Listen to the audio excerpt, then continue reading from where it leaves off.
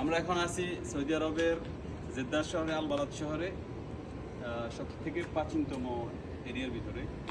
এটাকে সৌদি আরবের অন্যতম পুরাতন নিদর্শন হিসেবে বিবেচনা করা হয়। এখানে কি আসছে জানেন? এখানে আসছে সর্বকালের সর্বশ্রেষ্ঠ ফুটবল প্লেয়ার লিওনেল মেসি। আসছে আমাদের এটা কি নাম্বার 1 অলরাউন্ডার সাকিব আল হাসান। আসে নাই, দাওয়াত থাকবে সামনে, সমস্যা নাই। ও ক্রিস্টিয়ানো ক্রিস্টিয়ানো রোনালদো আসছে মনে হয়, কিন্তু বিল্ডিংগুলো দেখো, বিল্ডিংগুলো এগুলো অনেক পুরাতন বিল্ডিং, প্রায় 200-300 বছর আগে।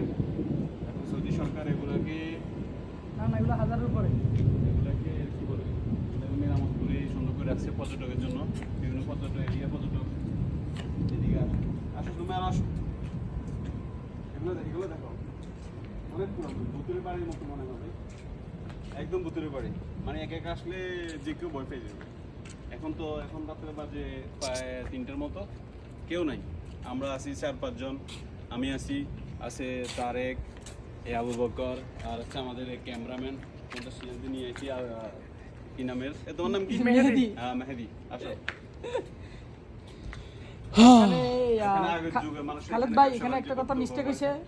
ভিতরে দেখো, এখানে একটা কথা মিস্টেক হয়েছে, এটা 200-300 বছর আগের না, এটা 1000 বছরের পুরাতন। আচ্ছা, মিস্টেক হইতেই পারে, হ্যাঁ।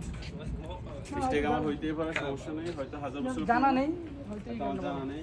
আমি সরি, তার জন্য আমি ভুল ইনফরমেশন দিয়েছি। চলো ওইদিকে চলো, দেখো, এটা দেখো, ওইদিকে একদম মনে হচ্ছে এখানে হয়তো ভিতরে যাও। বুদ্ধের রানী আনারকলি স্কুল দেন, এখানে থাকে। আনারকলি আছে, তারপর আর